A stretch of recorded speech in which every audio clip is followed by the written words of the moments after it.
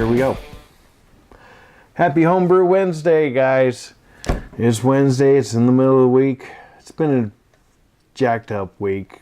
First of all, Monday, I went to work, and then a bridge that was in my on the way home had a caught fire. It was under construction, and it was mostly wood because they were getting ready. They were putting the rebar up and getting ready to cement it all in and everything. And this was across the Interstate 15 up off of near Hesperia, where I live.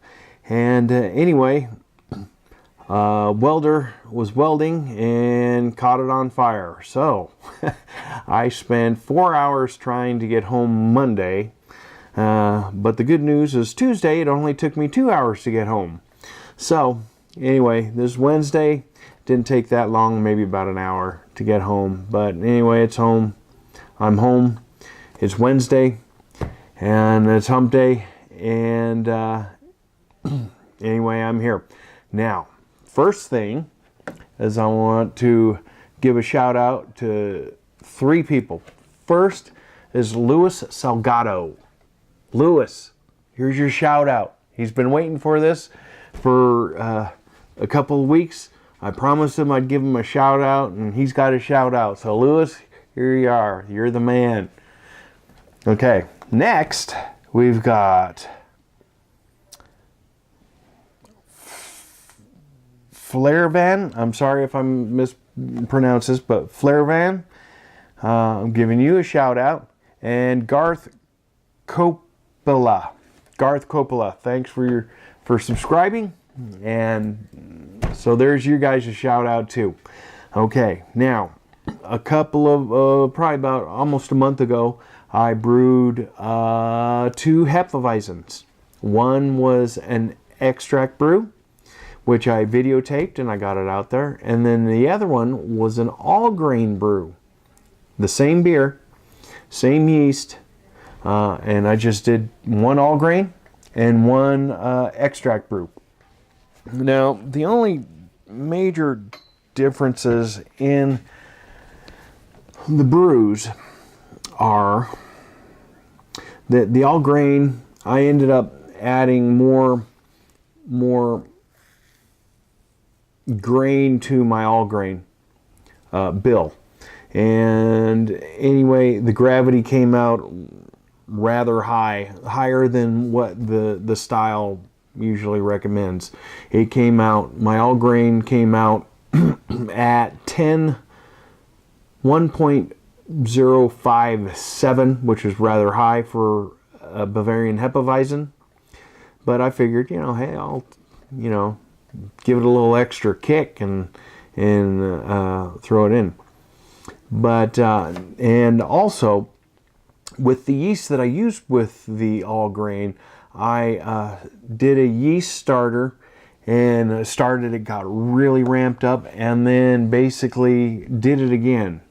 So I got the yeast starter going and got it all ramped up, got the yeast cells numbers up, and then decanted some of the liquid and poured new wort back in there and redid the yeast starter just to give it one hell of a yeast count. So that's what I did with the all grain, which I believe this one is, because it's lighter, and I know that the all grain turned out a little bit lighter than the extract brew. Now the extract brew was basically just the regular yeast. I did a yeast starter with it, but not excessively like I did with the all grain. So I believe this one is the extract brew, and I believe this one is the all grain. So let's crank it open and see what they're like. So hopefully I gave it enough time to carbonate. Oh, a little bit of hiss there on that one.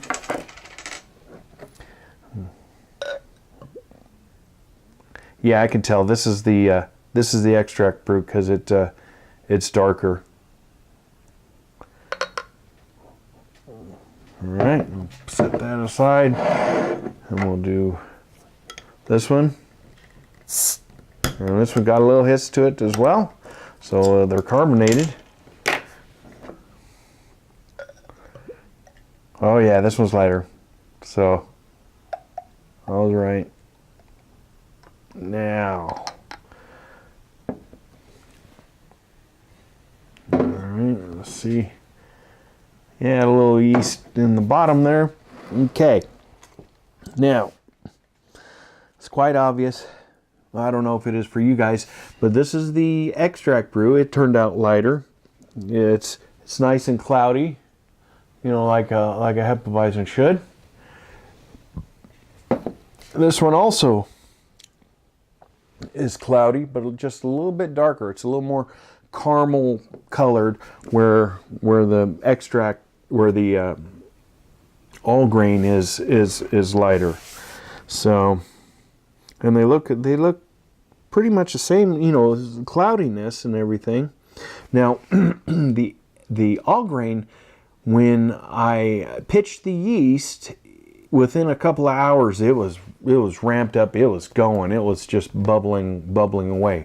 Now, the extract brew did take probably about 12 hours to start fermenting, and it never fermented as hard as the all grain one did, but that's because the yeast on the all grain was just super ramped and had a lot of yeast cells to it. So let's take a sniff of this one. Well, okay, first off, I could smell a little bit of the banana and a little bit of the citrus, but it doesn't seem to be a whole lot. I can smell a little bit of alcohol in it. It might be just because it's still rather a little bit young. We're right pretty close to the month 30-day mark on it.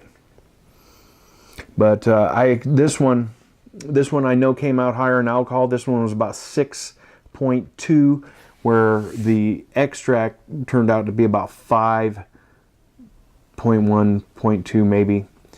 So I know this one's going to have, you know, another point or two to alcohol. So this one's stronger than this one. So let's give this one a smell. Okay. I could smell more banana, more flavor off of this one as far as banana, and the Hefeweizen, you know, typical smell to it, than I can this one. Which, okay, I guess from what I read was that phenols and flavors like that are produced by the yeast, okay? And if it ferments, now comment on the bottom if I'm totally wrong with this, but if you have a strong yeast and a very hard fermentation, that it doesn't create as much phenols. So kind of right off the bat, I can smell the difference between this, because this one had a very strong yeast, very strong fermentation. So I'd imagine that's probably why I could smell more esters and phenols in this one, because this one did take a while, but I could be totally wrong. Okay, let's give them a taste. Let's taste this one.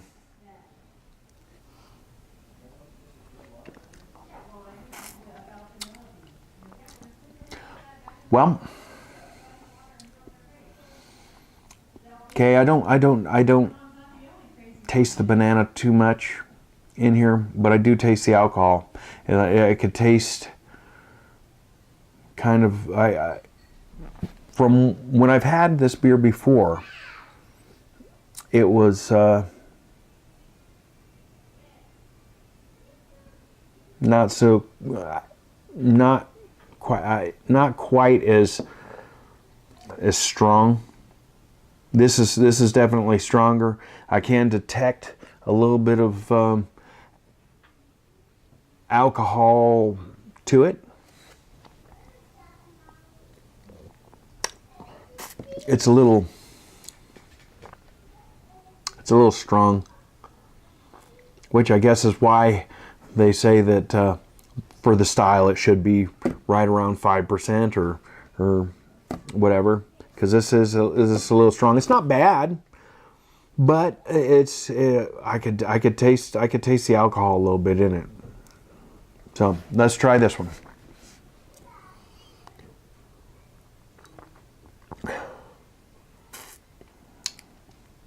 I could definitely taste a banana more in this. I could taste a little bit of spice, just a little bit of citrus more.